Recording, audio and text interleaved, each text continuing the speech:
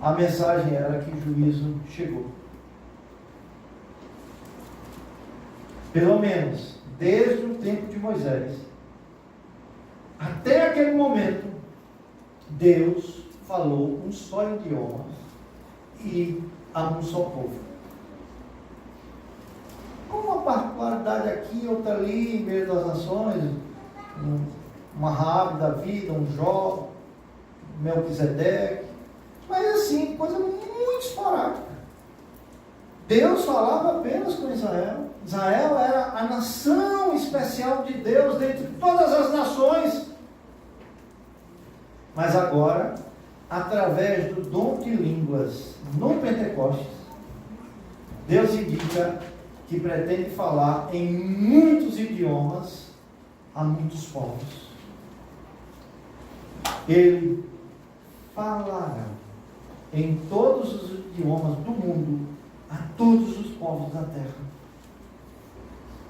As línguas, portanto, marcam um ponto de drástica mudança na direção da obra de Deus no mundo.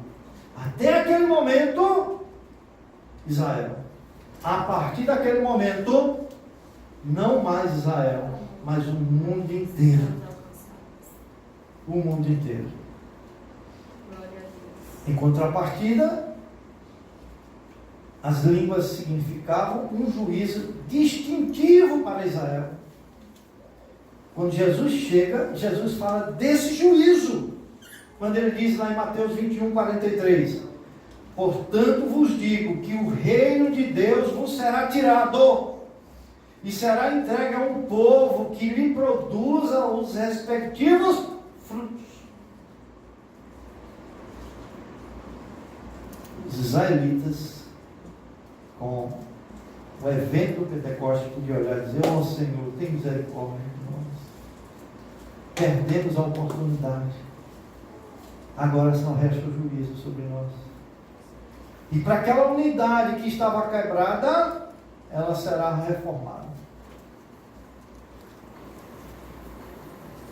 Então, meus irmãos, quando o povo de Israel ouviu as línguas estranhas dos babilônios pelas ruas de Jerusalém, eles estavam experimentando o cumprimento de uma profecia de outrora. A mesma coisa aconteceu no Pentecostes.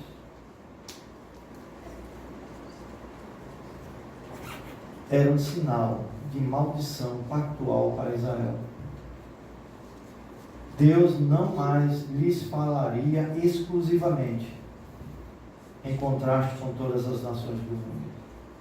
Ao mesmo tempo, porém, as línguas do Pentecostes serviram como um sinal da imensurável bênção divina direcionada a todas as nações do mundo, inclusive Israel, os seus eleitos. Não mais nação específica. Ali estaria se formando um novo Israel. O Israel espiritual, a nação eleita, povo escolhido, de propriedade exclusiva de Deus, chamado exclusivamente por Deus a fim de proclamar as verdades do Evangelho, agora pelo mundo inteiro. Então percebam a mensagem do Pentecostes. Cristianismo não era mais uma religião exclusivamente judaica. A despeito de suas origens claramente judaicas, ela é agora universalista. Então o Pentecostes, num outro sentido, é uma réplica divina da Torre de Babel. Torre de Babel, ele pegou todas as nações do mundo e as confundiu. Pentecostes, ele pegou as nações do mundo ali representadas e as abençoou.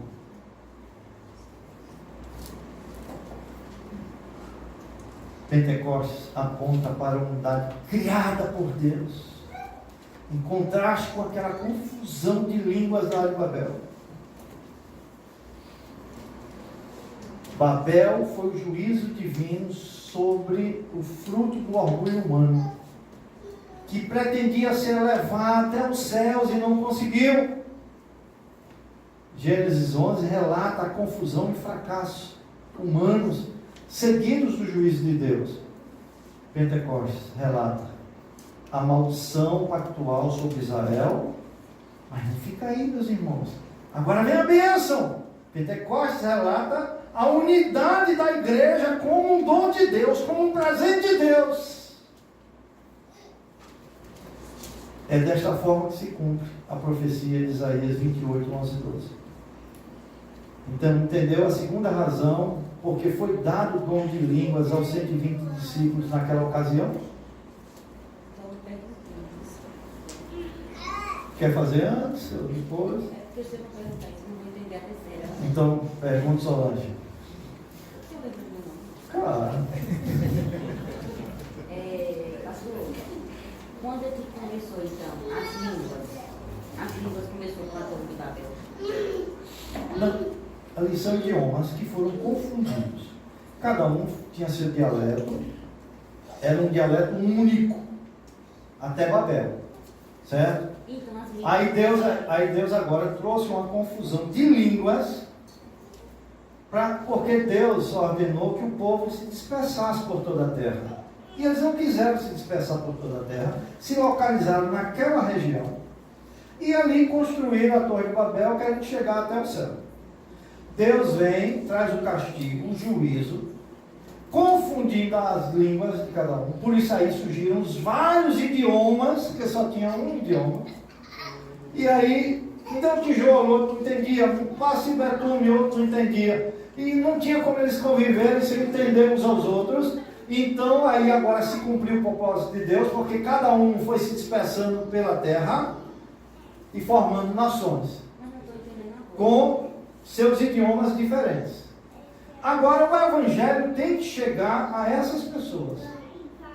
E a língua do Pentecoste é o sinal que o tempo havia chegado. Tanto de juízo para Israel, que durante todo esse tempo rejeitou o Evangelho, como de bênção para todas essas outras nações que não receberam nenhuma mensagem do Evangelho.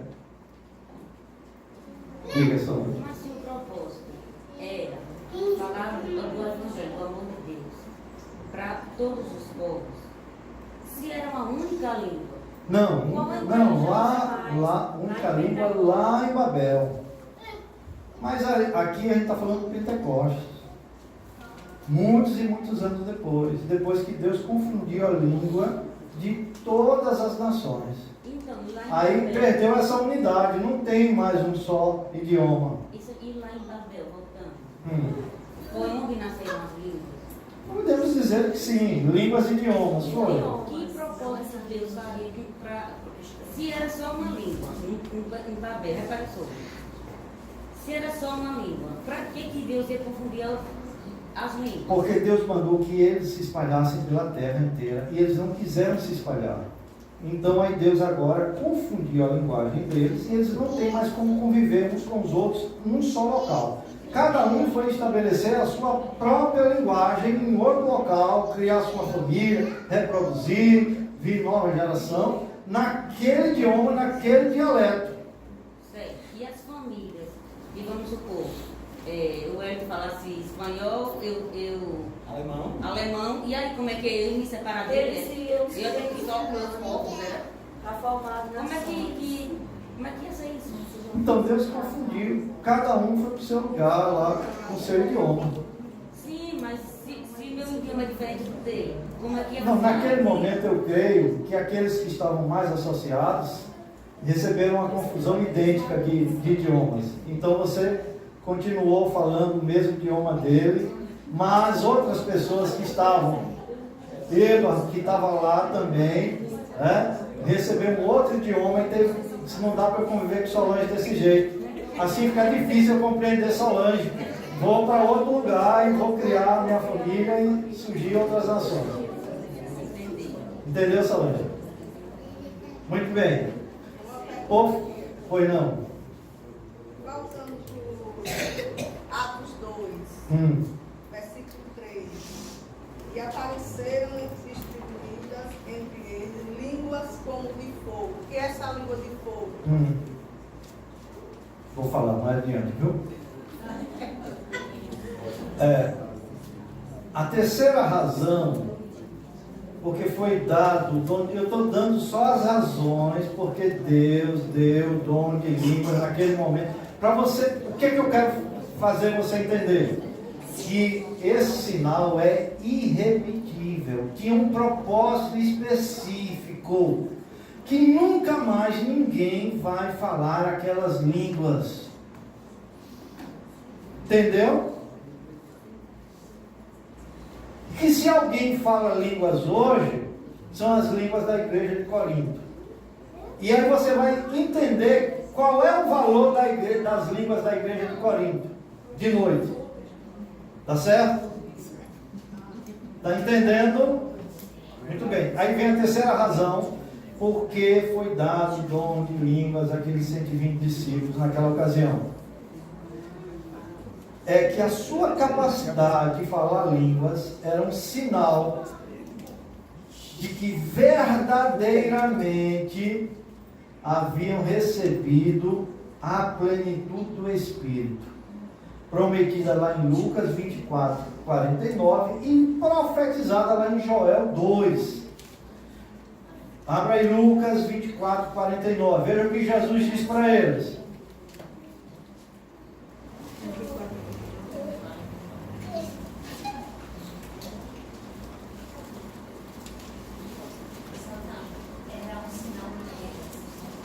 Agora, que verdadeiramente haviam recebido a plenitude do Espírito. Porque até aquele momento eles não tinham a plenitude do Espírito. E essa plenitude foi prometida lá em Lucas 24, 49. Jesus prometeu.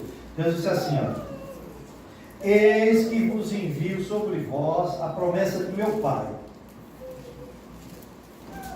Promessa, lá de Joel já, Joel 2. Permanecei, pois, na cidade. Que cidade era? Jerusalém. Até que do alto sejais revestidos de... Lá em Atos 1:8, Jesus diz: eis que vos dou poder. Dou poder para quê? Pregar o Evangelho. Não é fácil você invadir o mundo inteiro agora. Vamos imaginar que essa igreja fosse incumbida da missão de ir pelo mundo inteiro. Necessitaria de poder, porque, principalmente no mundo gentílico, onde as trevas eram dominantes. Este sinal foi dado a propósito com outros 2 sinais. Aí é que vem o vento impetuoso e as línguas como de fogo, que apareceram sobre cada um deles. Línguas não vem sozinho, vem com um vento impetuoso e línguas de fogo. Portanto, o que os 120 receberam no dia de Pentecostes foram 3 sinais milagrosos que asseguravam a concretização da promessa do derramamento do Espírito. O falar em línguas era apenas um desses sinais. Interessante que quem diz falar línguas hoje, e diz que é uma norma tal qual Pentecostes, você não tem um vento impetuoso, nem tem línguas como de fogo. Teria que ter, se fosse a mesma língua. Então os pentecostais sustentam que a experiência dos discípulos em Pentecostes é o padrão para todos os crentes da atualidade. E por que nas suas reuniões só ocorre o sinal de línguas? Não tem o som impetuoso, nem as línguas de fogo. Tem o tradutor. E línguas estranhas que ninguém entende nada. Tem o tradutor. Então, eles não sabem responder. Porque não tem como responder. Entendeu o propósito de línguas em Atos 2? Então serve para quê, pastor? Serve para quê? A de hoje? A de hoje. Para nada.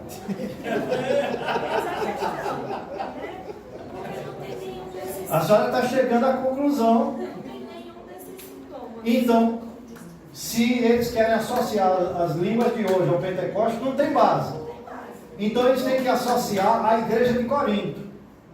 Aí nós vamos analisar a igreja de Corinto para ver que língua era que era falada ali, se é a mesma língua lá do Pentecostes. Tá bom? Estamos chegando lá, a senhora está captando a ideia. Agora, preste atenção. O propósito, um dos propósitos dessas línguas, qual é? A universalidade do Evangelho. Já teve o seu pontapé inicial naquelas nações ali representadas que ouviram falar das grandezas de Deus. Certo? Aí você tem agora as línguas na conversão de Cornélio. Atos 10. Vamos lá para Atos 10. Cornélio foi o gentio que abriu a porta para uma outra dimensão. Ali começa o Evangelho para todas as nações, que vai chegar até os confins da terra. Esse evento de Cornélio está registrado em Atos 10, de 1 a 48. Deixe-me falar um pouco sobre o contexto, certo? Eu vou ler os versículos 1 a 8 para você entender um pouco do contexto. Acompanhe a leitura, por favor. Diz assim: morava em Cesareia um homem de nome Cornélio, centurião da corte, chamada italiana, piedoso e temente a Deus. Esse temente a Deus aqui é uma categoria de pessoas, porque você tinha judeus, prosélito e temente a Deus. Judeu é aquele que pai é hebreu, o avô é hebreu, e ele cumpre todos os princípios da religião judaica. Prosélito é um estrangeiro, tipo Raabe e outras pessoas, Ruth, que diz assim: o teu Deus será o meu Deus. Eu quero me sujeitar a todas as regras. Se fosse um homem, fazia circuncisão e tudo mais. Então ele se tornava judeu, porque se tornou prosélito. E tinha o temente a Deus, que era um gentio, que já tinha um temor de Deus, já se relacionava com Deus, só que não aceitava fazer a circuncisão e algumas outras práticas judaicas. Mas ele, de fato, veja bem, ele tinha aquela afeição por Deus, mas precisava de palavras de salvação.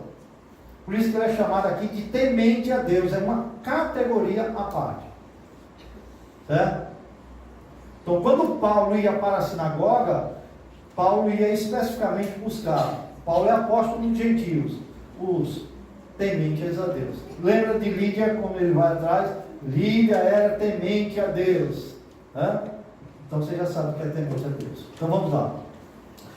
Piedoso, versículo 2: piedoso e temente a Deus, com toda a sua casa, e que fazia muitas esmolas ao povo, e de contínuo orava a Deus. Esse homem observou claramente, durante uma visão, cerca da hora 9 do dia, um anjo de Deus que se aproximou dele e lhe disse: Cornélio. Este, fixando os olhos nele e possuído de temor, perguntou: que é, Senhor? E o anjo lhe disse: as tuas orações e as tuas esmolas subiram para a memória de Deus. Agora envia mensageiros a Jope e manda chamar Simão, que tem por sobrenome Pedro. Esse tinha recebido a plenitude do Espírito Santo naquele dia. Ele está entre os 120. Será que ele está cumprindo a missão dele? Será que ele está disposto? Ou a tradição dele é mais forte do que o chamado de Deus? E ele está relutando. Vamos lá. Versículo 6. Ele está hospedado com Simão, curtidor, cuja residência está situada à beira-mar. Logo que se retirou o anjo que lhe falava, chamou 2 dos seus domésticos e um soldado piedoso dos que estavam a seu serviço, e havendo-lhes contado tudo, enviou-os a Jope. O homem a quem Deus mandara o centurião romano buscar para lhe explicar o evangelho da salvação era um judeu, o apóstolo Pedro. E como tal, de mente exclusivista. Ele não tinha entendido a universalidade do evangelho como sinal ali no Pentecostes. Ele continuava achando que Deus era Deus apenas dos judeus. Que jamais Deus iria aos gentios, pessoas impuras. Então, como judeu de mente exclusivista, ele praticava a lei e sabia que pelo simples fato de entrar na casa de um gentio, ele seria declarado impuro pelos seus irmãos judeus. Ele sabia também que essa era a posição dos demais apóstolos, todos judeus, acreditando que o reino de Deus fosse apenas para os filhos de Abraão, segundo a carne, judeus. Para todos eles, um gentio só poderia tornar-se discípulo se fizesse prosélito, submetendo-se à circuncisão. Está entendendo? Teria sido impossível Pedro atender ao chamado do gentio Cornélio se Deus não tivesse preparado a sua mente para isso. Antes que os mensageiros de Cornélio chegassem a Jope, onde Pedro estava, hospedado na casa de um homem chamado Simão, o curtidor, ele subiu para orar, perto do meio-dia, e ali Deus lhe dá a visão do lençol estendido com animais, os quais o Senhor lhe ordena matar e comer. A resposta de Pedro revela a sua mentalidade judaica. Não como nada impuro. Naquele lençol só tinha animais impuros, proibidos pela lei. Mas ele é advertido por Deus que não deveria fazer impuro o que Deus purificara.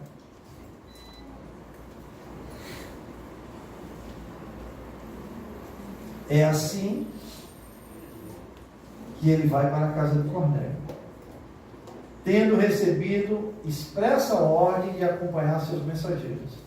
Deus diz: desça e vá, acompanhe esses homens. Pedro obedeceu, tendo levado consigo alguns irmãos de Jope. Ele não foi sozinho, não. Ele levou 6 irmãos com ele. Eu vou sozinho entrar na casa de um gentio? Você é doido, meu pai? Chegando ali, Pedro anunciou o Senhor Jesus a Cornélio e a todos os que ele havia reunido em sua casa. E ele ainda estava pregando quando aconteceu a manifestação do Espírito Santo mais uma vez. Essa manifestação foi suficiente para que Pedro, naquele momento, transpusesse o mais formidável abismo que havia entre a sua mente judaica e a disposição de aceitar os gentios como irmãos, sem a formalidade da circuncisão ou de ter que submeter à lei cerimonial. Essa manifestação do Espírito foi quem rompeu essa barreira na mente de Pedro.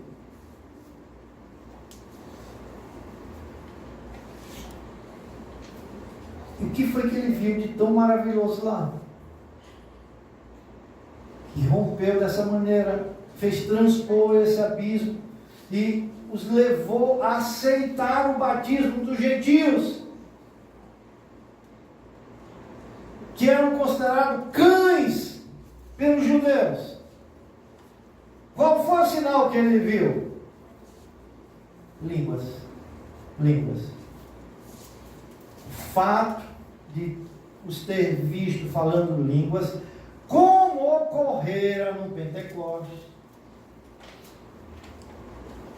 foi quem fez ele amolecer o coração. Vejam, os versículos 45 e 46. Isso é confirmado aqui em Atos 10, 45 e 46. 46 eu vou ler só a parte A.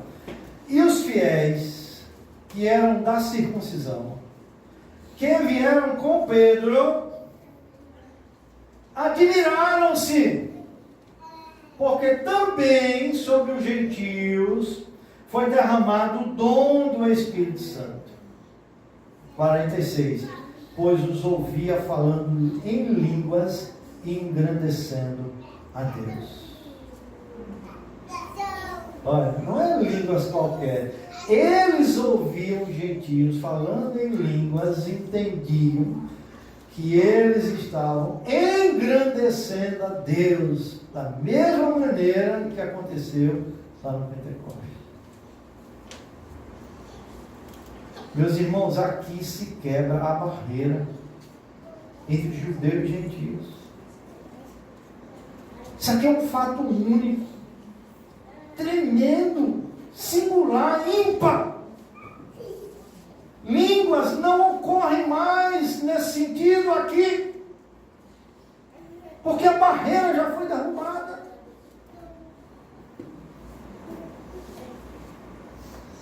Há três coisas para se observar nesta ocorrência. Três coisas. Sei que vocês estão gravando todas esses três, né? A primeira é que os judeus se maravilharam pelo fato de que também os gentios receberam o Espírito Santo. Isso aí era para eles uma coisa inconcebível. A promessa, pensavam eles, era apenas para os judeus e para os que se fizessem prosélitos, submetendo-se à circuncisão e à lei de Moisés. Entretanto, ali estavam todos aqueles gentios, sem se tornarem formalmente prosélitos, recebendo o mesmo dom que os judeus haviam recebido no dia de Pentecostes. Que maravilha! Segunda coisa a observar nessa ocorrência é que eles consideraram como manifestação de terem os gentios recebido o dom, o sinal de línguas. Eles receberam o dom do Espírito Santo. E o sinal é o dom de línguas. E isso evidencia a finalidade das línguas. Entendeu isso? Qual é a finalidade das línguas ali? Levar os judeus a compreenderem que os gentios estavam sendo aceitos por Deus no Evangelho. E a vencerem o preconceito de modo a recebê-los como irmãos na comunhão dos discípulos. E eles entenderam isso claramente quando viram eles falando línguas. Agora quero que vocês notem uma coisa. Os homens que foram com Pedro a Cesareia eram em número 6. Vejam o versículo 12 do capítulo 11. Leia aí, Wellington, por favor.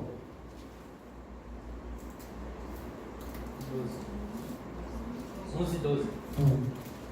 Então o Espírito me disse que eu fosse com eles sem hesitar. Foram comigo também estes 6 irmãos e entramos na casa daquele homem. Que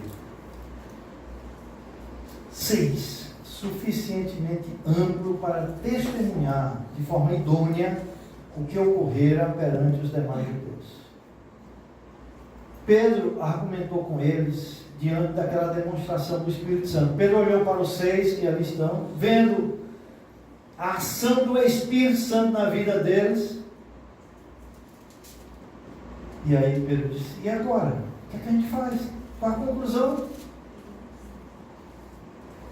Vou batizar essas pessoas? Vamos recebê-los como irmãos? Vejam, 10, 46, parte B até 48, parte A. Então perguntou Pedro, depois da manifestação: porventura, pode alguém recusar a água? Para que não sejam batizados estes, que assim como nós, receberam o Espírito Santo? Aonde? Pentecostes. E aí tirou-se toda a dúvida e ordenou que fossem batizados em nome de Jesus Cristo. Mais tarde, meus irmãos, quando Pedro voltou a Jerusalém, ele foi severamente interpelado pelos discípulos que eram da circuncisão. Atos 11, versículos 2 e 3. Quando Pedro subiu a Jerusalém, os que eram da circuncisão, judeus, mentalidade exclusivista, o arguíram dizendo: entraste em casa de homens incircuncisos e comeste com eles?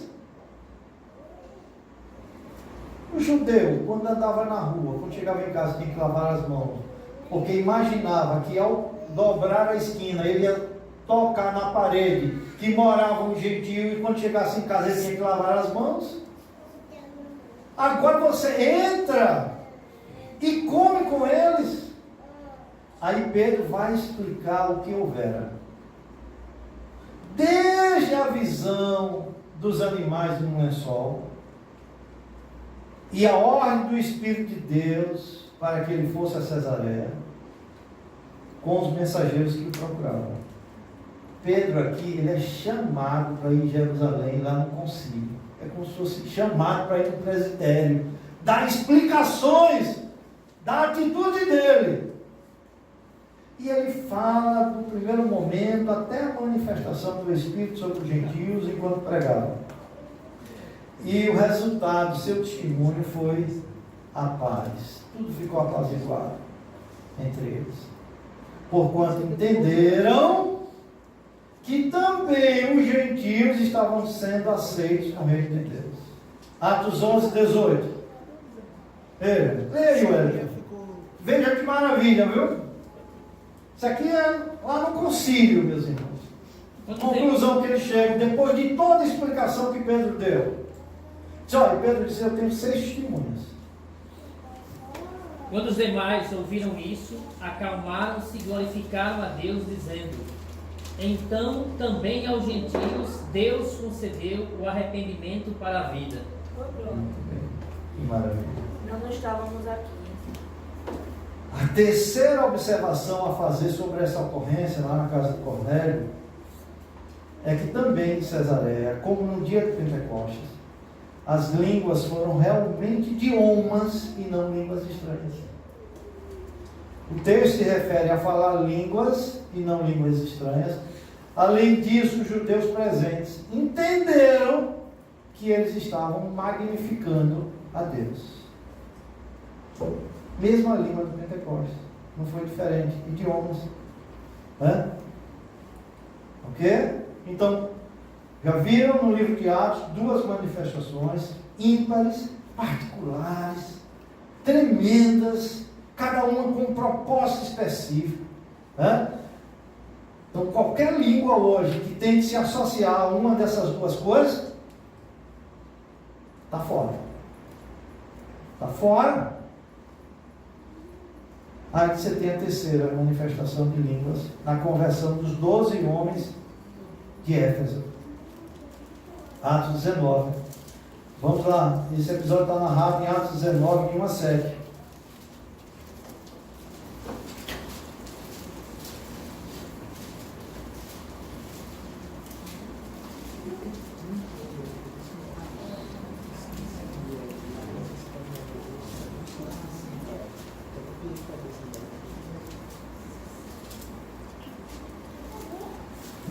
Atos 19, de 1 a 7, diz assim: aconteceu que, estando Apolo em Corinto, Paulo, tendo passado pelas regiões mais altas, chegou a Éfeso, e achando ali alguns discípulos, perguntou-lhes: recebeste porventura o Espírito Santo quando crestes? Ao que lhe responderam: pelo contrário, nem ouvimos que existe o Espírito Santo. O que é isso? Então Paulo perguntou: em que, pois, fostes batizados? Responderam: no batismo de João. O batismo de João era um anúncio de preparação para o arrependimento. Né? Disse-lhes Paulo: João realizou o batismo de arrependimento, dizendo ao povo que cresce naquele que vinha depois dele, a saber, em Jesus. Eles, tendo ouvido isto, foram batizados em nome do Senhor Jesus. Impondo-lhe Paulo as mãos, veio sobre eles o Espírito Santo, e tanto falavam em línguas como profetizavam. E eram ao todo uns 12 homens. Este episódio ocorreu alguns anos depois do ocorrido na casa de Cornélio. O episódio da casa de Cornélio é a primeira entrada para os gentios. Aqui Paulo começa a fazer suas viagens missionárias. Na terceira viagem missionária de Paulo é que acontece esse episódio. Tendo ele passado... Só para entender a cronologia, a divergência de Paulo e Pedro é em que parte cronológica? Que momento? Eles discutem exatamente sobre essa questão de pregação para gregos e gentios. Não, a discussão naquele momento é a circuncisão. Certo. Porque os judeus, né? Certo. Paulo está indo para as regiões gentílicas e os judeus atrás, desfazendo, tentando desfazer. E lá na Galácia, Pedro também está presente, e na hora de Pedro testemunhar a verdade, Pedro tem medo, se associa com eles, no mínimo se cala. E aí Paulo, chegando lá, é obrigado a repreender ele. Que é isso, rapaz? Quer voltar às origens? Depois de ter recebido o batismo do Espírito Santo, depois de ter visto maravilhas. Beleza. Ok? Então, este episódio aqui ocorreu anos depois da casa de Cornélio. E quando ele chegou à cidade de Éfeso, ele encontrou alguns homens tidos como discípulos. E indagados por Paulo se haviam recebido o Espírito Santo quando creram, responderam que nem sequer haviam ouvido falar da existência do Espírito Santo. E indagados sobre quando tinham sido então batizados, eles responderam que tinham sido batizados no batismo de João Batista. O que é que Paulo faz? Primeiramente, ele lhes anuncia o Evangelho. É importante entender aqui que Paulo está começando a implantar o Evangelho em Éfeso, capital do paganismo, da deusa Diana. E seus primeiros discípulos naquela região seriam esses 12 homens, batizados no batismo de João, sem saberem ainda da vinda de Jesus e da existência do Espírito Santo. Paulo corrigiu a distorção, batizando-os em nome de Cristo, e o Espírito Santo quis operar neles, naquele caso, como fizera antes, manifestando-se visivelmente por falar línguas. Ali era um marco. Porque Paulo está entrando na região mais difícil dos gentios, a região dominada por muitos